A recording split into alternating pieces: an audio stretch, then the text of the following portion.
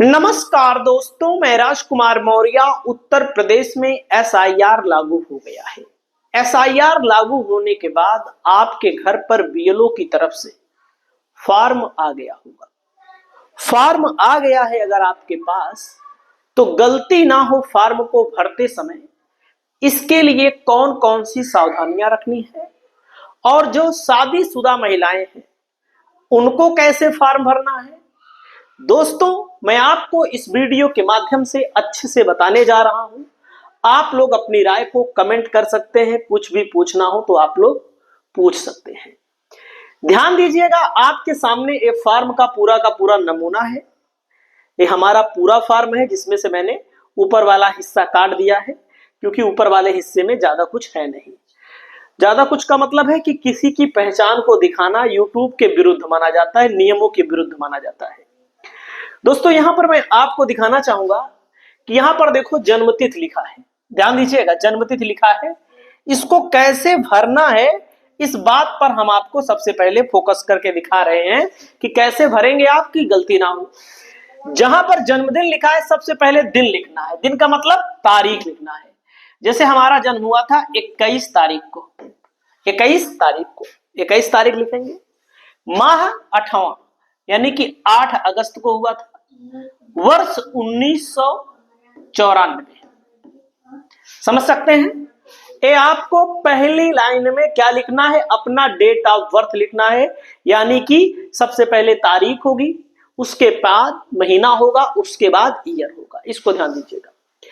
वैकल्पिक आधार कार्ड, वैकल्पिक है। यहां पर देखो आधार कार्ड संख्या, आपको अपना आधार कार्ड संख्या लिखना है। जैसे हमारे आधार कार्ड का नंबर हो, मैं इसे लिख दे रहा हूं 2223333333, जो भी हो आपका, आपको अपना आधार कार्ड संख्या भर देना है। मोबाइल नंबर लिख देना है आपको, जो भी आपका मोबाइल नंबर हो या कुछ भी हो, आपको सही सही मोबाइल नंबर लिखना है। जो आपका मोबाइल नंबर चलता हो, जिस पर रिचार्ज वगैरह कराते हो, क्योंकि आजकल तो समस्या इस बात की भी है कि बहुत सारे लोग अलग अलग नंबर बदलते हैं, जिससे बाद में समस्या होती है। अभिभावक का नाम, पिता का नाम लिख देना है आपको अपना। यहाँ पर अपने पिताजी का नाम यहाँ पर लिख देना है। जो भी आपके पिताजी का नाम हो, ABCD कुछ भी नाम हो, आपको लिख देना है XYZ। पिता अभिभावक का EPIC संख्या यदि उपलब्ध हो तो। EPIC संख्या क्या है? EPIC संख्या वही जो आपके पिता के पास वोटर कार्ड होगा उसमें लिखा होगा। आपके पिताजी के पास जो वोटर कार्ड होगा उसमें लिखा होगा। अगर नहीं लिखा है तो आपको आपका बीएलओ बता देगा। माता का नाम, अपनी माता का नाम XYZ, कोई भी नाम हो जो आपकी माता का नाम हो, आपको अपनी माता का नाम लिखना है। माता का EPIC संख्या यदि उपलब्ध हो तो माता का भी EPIC संख्या लिख देना है। पति या पत्नी का नाम, ध्यान दीजिएगा, अगर शादी हो गई है तो पति का नाम या पत्नी का नाम यहां पर आपको जरूर लिखना पड़ेगा। पति या पत्नी का नाम, EPIC संख्या, मान लीजिए पति है तो पत्नी का, पत्नी है तो पति का EPIC संख्या आपको लिखना है। EPIC संख्या। अब यहां पर बहुत सारे लोग कंफ्यूज है भैया, ध्यान दीजिएगा। इस वाली लाइन में, पहले में तो कोई ज्यादा दिक्कत नहीं है, पहली लाइन में कोई ज्यादा दिक्कत नहीं है, और पहले में तो तमाम लोगों ने भर लिया है फॉर्म, कोई दिक्कत नहीं है। दूसरे में आपको क्या ध्यान देना है, इसमें याद रखना है, जैसे पिछले एसआईआर की मतदाता सूची का विवरण देना है। मतलब कि पिछले, मतलब 2003 में जो एसआईआर हुआ था उसका विवरण आपको यहां पर देना है। और यहां पर देखेंगे निर्वाचक का नाम, जैसे हमारा नाम है राज कुमार मौर्य, मैं अपना नाम यहां पर राजकुमार मौर्य लिख दूंगा, जो भी आपका नाम हो। EPIC संख्या यदि उपलब्ध हो तो इसको लिखिए। संबंधी का नाम, मतलब आप लिख सकते हैं पिता का नाम, अपने लिख सकते हैं, यहाँ पर पिता का नाम लिख दीजिएगा। याद रखिएगा, यहाँ पर पिता का नाम आप लिख सकते हैं। संबंध, जैसे कुछ लोग पिता का नाम लिखेंगे तो यहाँ पर संबंध क्या है पिता में, पिता पुत्र। अगर हम अपने पिता का नाम लिखेंगे, अगर यहाँ पर महिला है जिसकी शादी हो गई है तो याद रखिएगा उसको क्या लिखना है, पति, पिता पुत्र नहीं लिखना है, पति पत्नी लिखना है।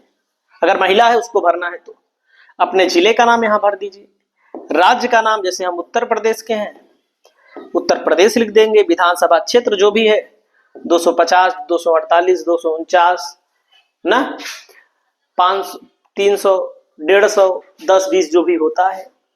अब यहां पर लिखना है दोस्तों विधानसभा निर्वाचक क्षेत्र संख्या लिखना है, विधानसभा क्षेत्र का नाम लिखना है, सॉरी यहां पर क्षेत्र का नाम लिखना है। आपका जो विधायक है, विधानसभा सदर लगता है, कोई आजमगढ़ होता है, एक एक जिले में कई कई विधानसभा होते हैं, उसको लिखना है। यहाँ पर विधानसभा क्षेत्र का नाम लिखना है और यहाँ पर संख्या लिखनी है।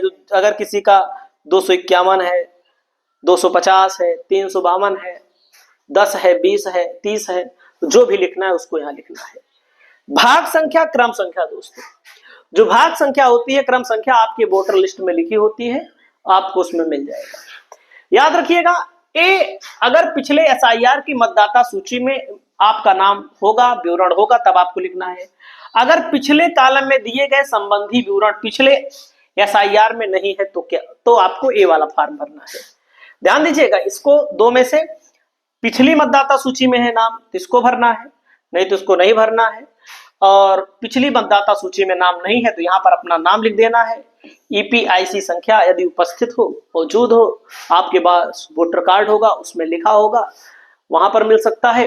संबंधी का नाम, संबंधी से संबंध, यानी कि मैंने आपको बताया पिता है, जैसे हमको अपना नाम लिखना होगा तो अपने पिता का नाम लिखूंगा, तो पिता पुत्र का संबंध। अगर हमारी पत्नी हमारे स्थान पर होगी तो याद रखिएगा, पत्नी अगर हमारे स्थान पर होगी तो यहाँ पर क्या लिखे, संबंध में पत्नी का जब भरा जाएगा पति पत्नी का, समझ रहे हैं। जिला अपना लिख देना है, राज्य का नाम लिख देना है, विधानसभा निर्वाचक क्षेत्र का नाम लिखना है आपको, और यहाँ पर विधानसभा क्षेत्र की संख्या लिखनी है, भाग संख्या और क्रम संख्या लिखनी है, बकायदा फोटो लगा करके, और आपको इसको जमा कर देना है।